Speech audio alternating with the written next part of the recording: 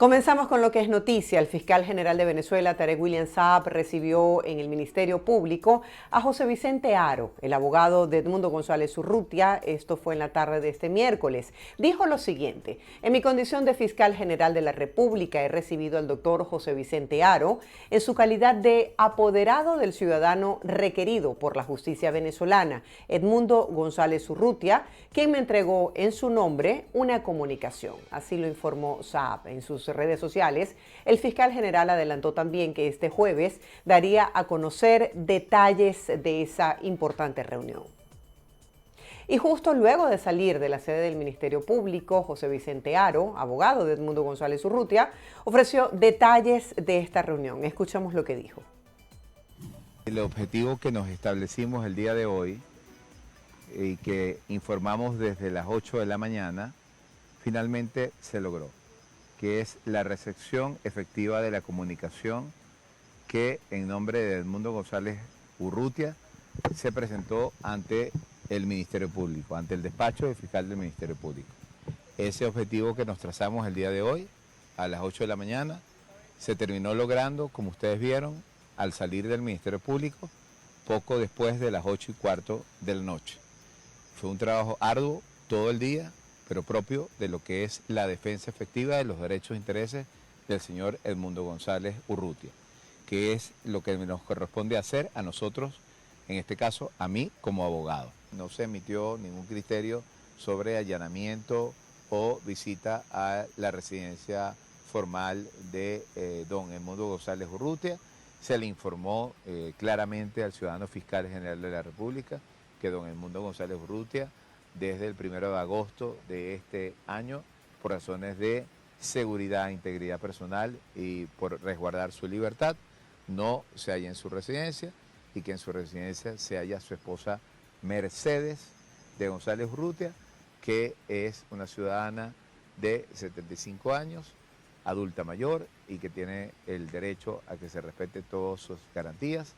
Y me indicó el ciudadano fiscal general de la República que sobre ella no habrá ningún tipo de prosecución penal, ningún tipo de acción que vulnere los derechos, la integridad física, la libertad de la señora Mercedes González Urrutia. Al menos así me lo manifestó el fiscal general de la República. Espero y hago votos porque cumpla con su palabra, porque una de mis funciones es también resguardar la libertad y seguridad personales de la señora Mercedes González Urrutia, que es pues parte de todo el conjunto de acciones que hemos estado ejecutando durante estos días.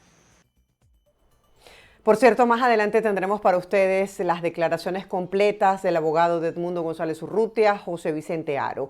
Entre tanto, pues el asesor de seguridad de la Casa Blanca, John Kirby, confirmó que un marino de la Fuerza Armada de los Estados Unidos fue detenido en Venezuela el pasado 30 de agosto. Les presentamos otros detalles sobre este caso. Estados Unidos anunció este miércoles que un miembro de la Marina de su país fue detenido en Venezuela. Según un funcionario, el militar habría sido detenido el 30 de agosto. La Casa Blanca confirmó la detención, pero sin dar muchos detalles.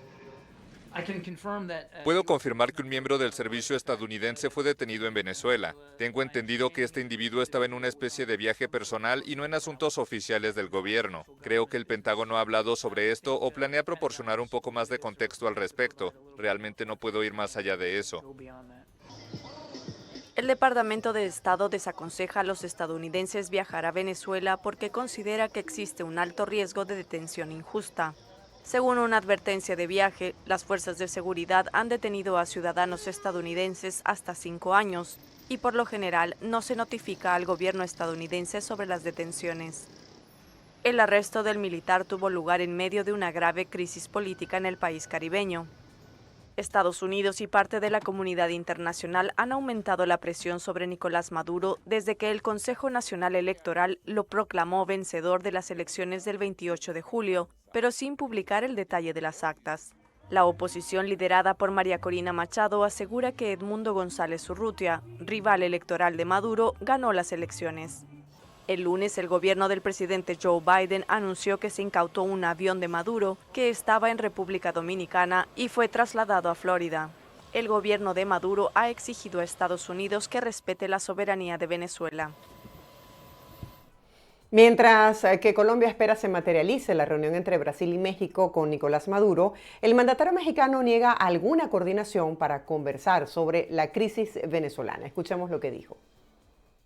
El canciller colombiano indicó que la reunión busca plantearle a Nicolás Maduro acuerdos que permitan la paz política y el avance de un diálogo con la oposición venezolana. Asimismo, esperan discutir las propuestas de Colombia, Brasil y México para solucionar la crisis política del país. Por su parte, el presidente mexicano Andrés Manuel López Obrador negó este miércoles que haya conversado con su homólogo colombiano Gustavo Petro sobre las elecciones de Venezuela.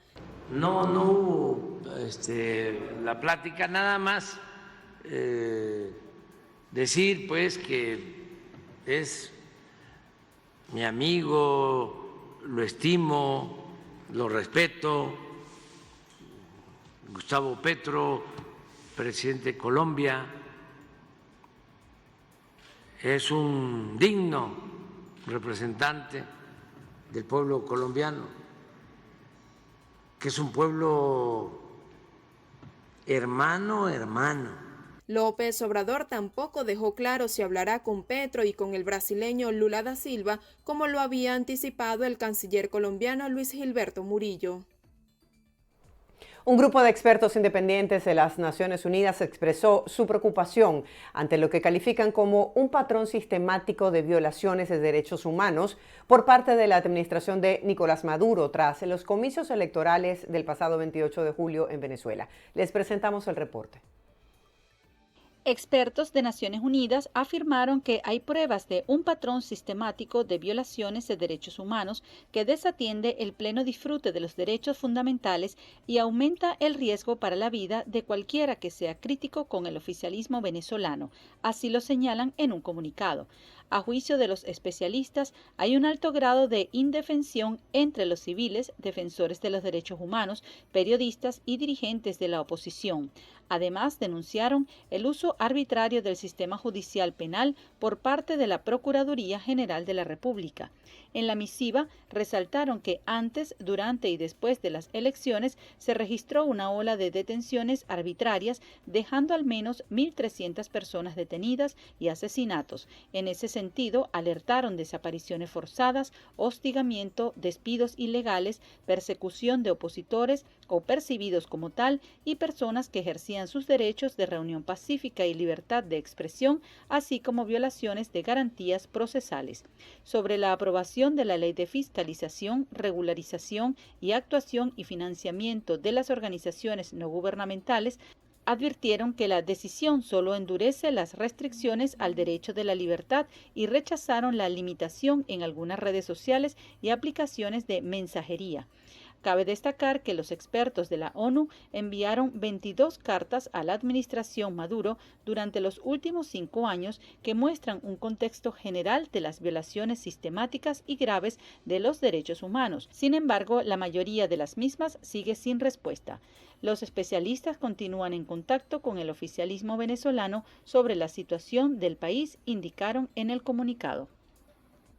Y en más información, María Constanza Cipriani, esposa de Perkins Rocha, señaló cómo se vivió el allanamiento de la vivienda del abogado detenido de manera arbitraria en el Helicoide. Además, ella indicó que Rocha tiene una válvula cerebral. Escuchemos su testimonio. Yo siento una gran culpa, ¿no? Porque yo le había dicho a mis hijos que a su papá no le iba a pasar nada, porque yo lo estaba cuidando, porque él es muy apasionado con todo y él quiere estar y él quiere apoyar y quiere seguir y está bien, porque las causas se deben vivir así, con pasión.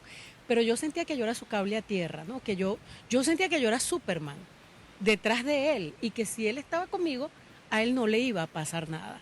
Y le pasa justo el día que yo le había dicho, te recuerdo que no salgas, yo llego mañana. ¿Cómo le dices tú a tus hijos que a su papá se lo llevaron y estaba solo? A partir de ese momento han transcurrido los días sin poder verificar la condición del abogado, quien se encuentra recluido en la sede de El Helicoide en Caracas, acusado de delitos de conspiración, terrorismo, asociación para delinquir y traición a la patria. Con mucha incertidumbre, es una especie de pesadilla que nuestros 3 hijos han asumido en un, como yo llamo, un step by step, es un paso a paso. Cada día es una cuesta que remontamos, cada día es una esperanza que nace y cada día nos decimos a nosotros mismos que no nos podemos derrumbar por él y por todos.